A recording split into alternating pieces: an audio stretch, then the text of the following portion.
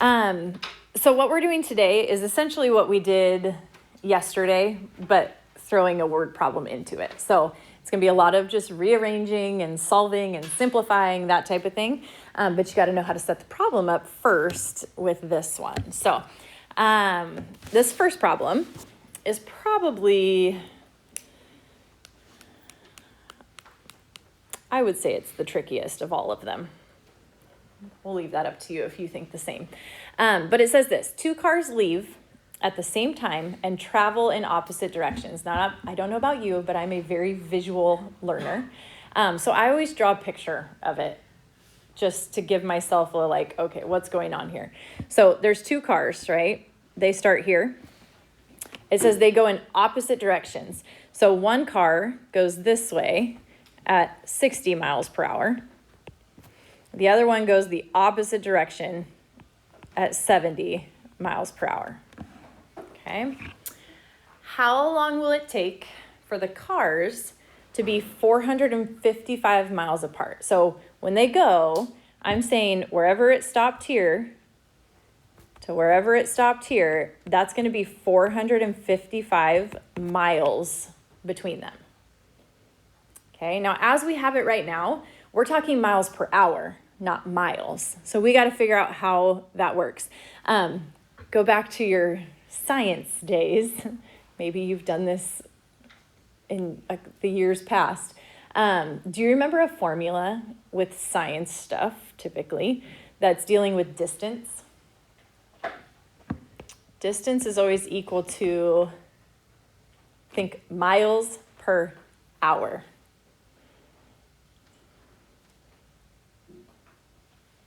The rate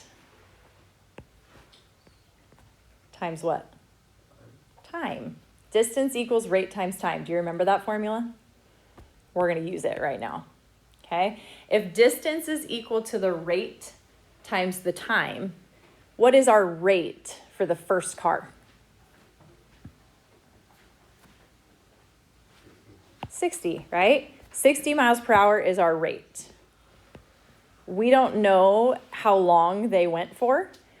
So the distance of the first car is 60 times the amount of time he was driving, right? The rate, 60 times the amount of time he drove.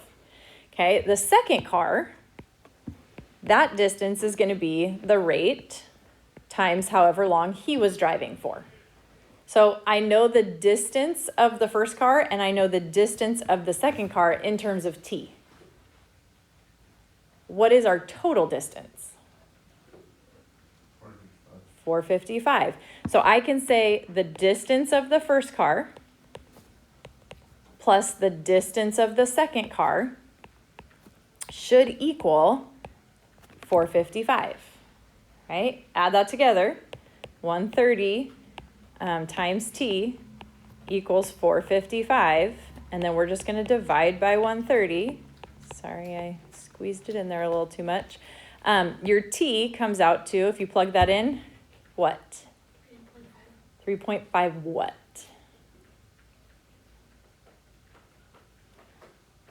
How long will it take for the cars to be 455 miles apart?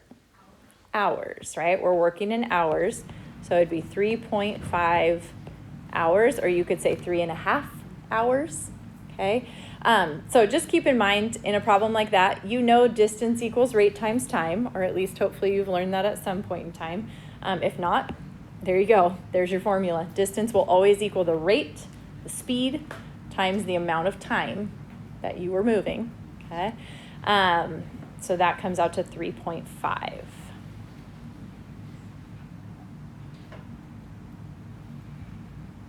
thought I changed this. Autocorrect. That's complement, not compliment. Need to go back and change that apparently. So if you look at example 2 here, back to some geometry, which you know I love. It says the complement of an angle is 10 more than 3 times the measure of the original angle. Find the angle measures. So there's 2 angles, right? The original angle and its complement. What is the measure of both those angles? I want you to talk to a neighbor nearby you and see if you can figure out what that equation should look like. Go. What did you do?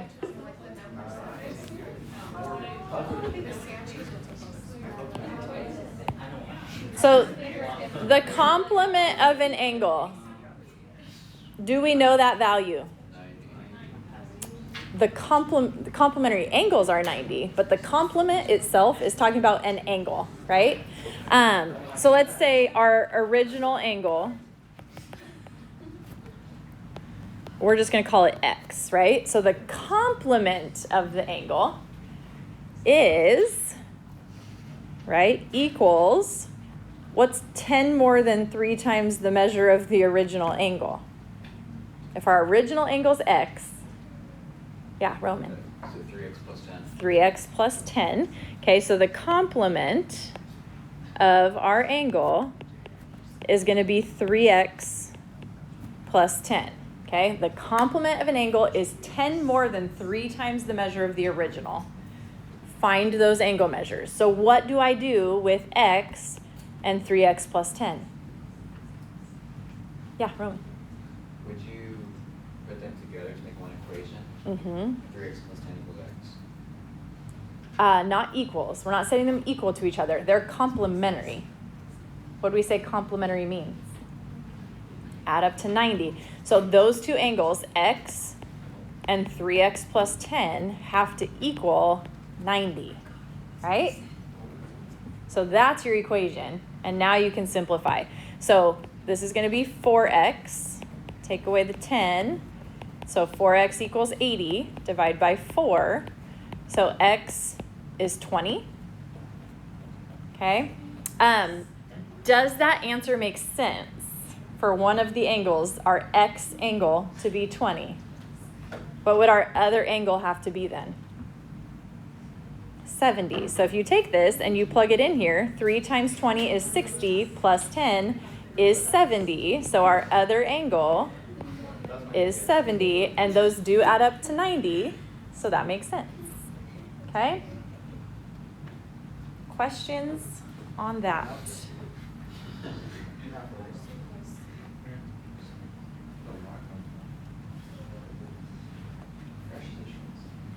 All right. This next one, I didn't leave you a lot of room up here. We're going to do the work over to the side here. It says flower carpets. This is a legit thing. That's a picture of kind of like the mall in Washington, D.C., right? This big grassy area, but it is all flowers. It is a carpet of flowers. And it says, the flower carpet shown here from Grand Place in Brussels, Belgium, has a perimeter of 200 meters. What are the actual dimensions? So if you look at the picture, you can see they tell you this length is 3x, right? So essentially you're looking at a rectangle where the longer side is 3x and the shorter side, I rotated it, sorry, 3x and x, okay? We want to know what are the actual dimensions. So what does that 3x represent in number form? What does the x represent in number form? And they tell us the perimeter is 200. Can you set up an equation for perimeter for me?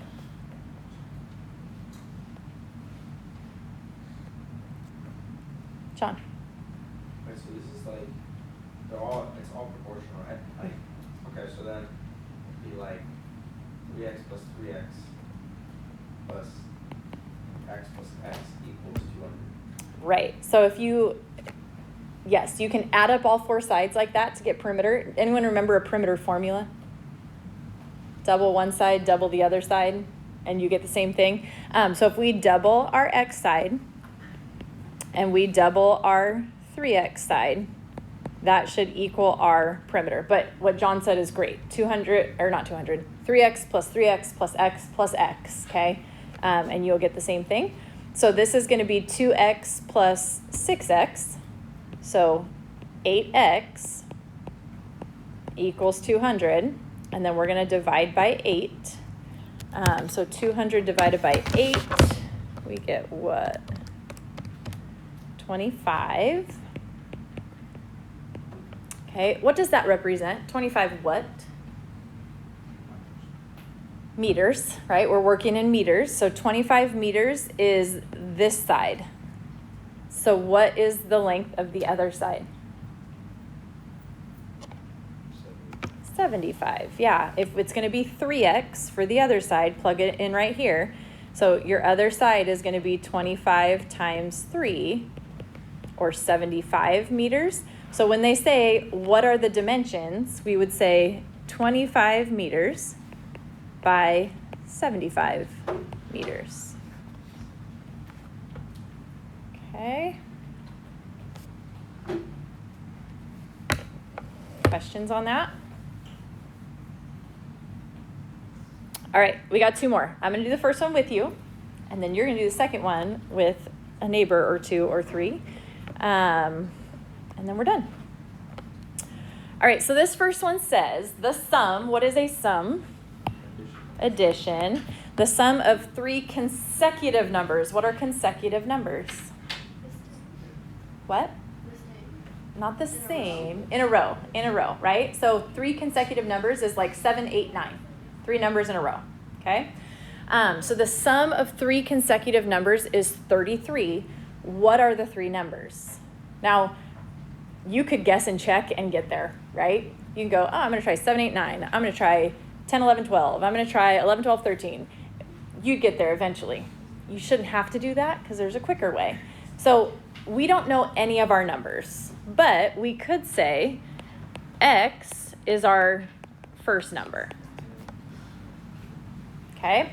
If x is our first number, so 15, let's say, our next number is what in terms of x, related to x. What's our second number? X plus 1. It's 1 more than the one in front of it, right? So what's our third number? Be careful. X plus 2, right? It's that original number plus 2 more. Okay, so we have these 3 consecutive numbers, x, x plus 1, and x plus 2, that when added together should equal 33. So we're going to say x plus x plus 1 plus x plus 2 equals 33. Does that make sense? Because then if this is 7, for instance, it's not. But if that's 7, then the next number is 7 plus 1, or 8. And then the next number is 7 plus 2, or 9, right? 3 consecutive numbers, 7, 8, 9. Now those aren't the numbers, so don't use those. And then from here, now it's just algebra. Solve it. What do you get when you simplify this? X plus x is 3x. 1 plus 2 is 3. And that's equal to 33. So take away the 3.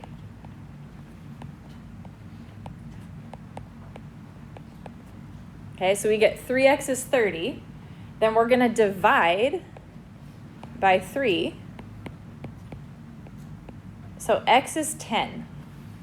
But that's not our answer. The question was, what are the 3 numbers? So what are your 3 consecutive numbers? 10, 11, 12, right? 10 was the first one. 11, 12. So that is your answer. Questions on that? Okay. Oh, did you have a question? I was going to say, like, if you know it will work. Yeah, you should, show me your initial equation at least, the relationship. Okay. This one's harder. Let me explain why, and then you're going to figure it out. This says the sum of 3 consecutive even integers. So now it's not x, x plus 1, and x plus 2 anymore, right? Talk to your neighbor about what it is now and give it a go, okay? Not just what the answer is, how you get there. X for your first one, x plus 2, right? Because if 2 is my first number, then 4 is my next one. Add 2 to it. And then x plus 4. So you're going x plus 2 plus x plus 4 equals 72. So simplify, x plus x is 3x plus 6 equals 72. Take away the 6. So 3x equals 66 divided by 3. So x is 22. What's your answer? 22, 24, 26. And you can always check it by adding them, right? Okay, hear me right now. What if I said 3 odd integers and I wanted the consecutive numbers there? 3 consecutive odd integers. Your first one would be x. What would your next one be? Plus 1 or plus 2? Plus 2, right? People always freak out on this one because listen, we want odd numbers. So they think, oh, 1's odd, so I'll add 1. But if you add 1 to an odd number, you get an even number, right? So even though I said odd, it's still x plus 2, and x plus 4, because that's going to get you the next odd. Pay attention to that, right? Okay.